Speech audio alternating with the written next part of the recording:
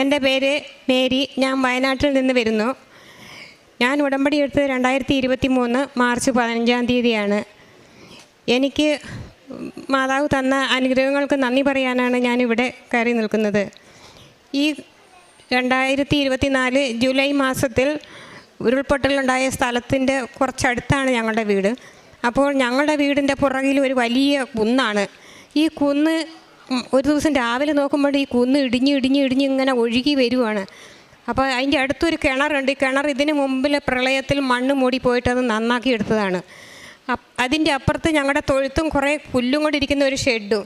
ഈ മണ്ണ് ഒഴുകി വരുന്നത് കണ്ടിട്ട് എൻ്റെ അമ്മയെന്ന് പറഞ്ഞ് ഞാൻ ഓടി വിശ്വാസ പ്രമാണം ചൊല്ലി കരഞ്ഞുകൊണ്ട് മാതാവിൻ്റെ ഉപ്പെടുത്ത് കൊണ്ടുവന്ന് ഞാനൊരു വര വരച്ചതുപോലെ അങ്ങോട്ട് തൂളിയിട്ട് ഞാൻ പറഞ്ഞു, എൻ്റെ അമ്മ ഈ വരയ്ക്ക് ഇപ്പുറത്തേക്ക് ഈ മണ്ണിനെ കടത്തി വിടരുതേ, അവിടെ തടഞ്ഞു നിർത്തണം എന്ന് പറഞ്ഞു. ഞാൻ അവിടെ ഒരു 2-3 വിശ്വാസ പ്രമാണം ചൊല്ലി അത് നോക്കി നിന്നു.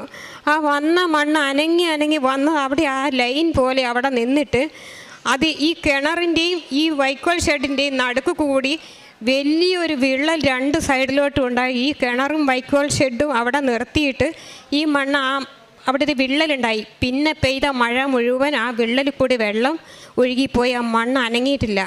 പരിശുദ്ധ അമ്മ എന്നെ വളരെയധികം സഹായിച്ചു.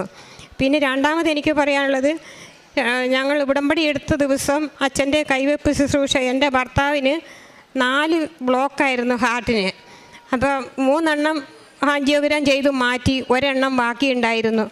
അത് ചെയ്യാഞ്ഞത് പുള്ളിക്ക് ആരോഗ്യമില്ലാത്തത് കൊണ്ടായിരുന്നു. അത് മാതാവിനോട് പ്രാർത്ഥിച്ച് ഇവിടെ വന്ന അച്ഛൻ്റെ ബ്ലെസ്സിങ് കിട്ടി. ഇപ്പോൾ പുള്ളിക്ക് ആ ബ്ലോക്കിൻ്റെ വിഷമമൊക്കെ അങ്ങ് മാറി. അത് മാതാവ് തന്ന ഒരു അനുഗ്രഹമാണ്.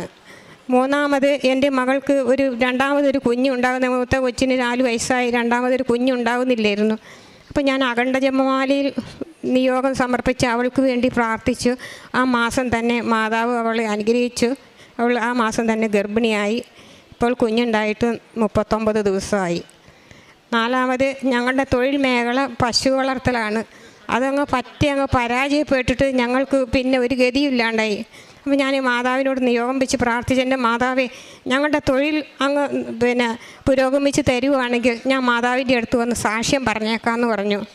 അങ്ങനെ ഞങ്ങൾ മാതാവിൻ്റെ തേനും ഉപ്പും ഈ പശുക്കൾക്കെല്ലാം കൊടുത്ത് ഇപ്പോൾ എല്ലാവർക്കും ചെന പിടിച്ച് തൊഴുത്ത് നിറച്ച് പശുക്കളായി മാതാവ് ഞങ്ങളെ അനുഗ്രഹിച്ചിരിക്കുന്നത്.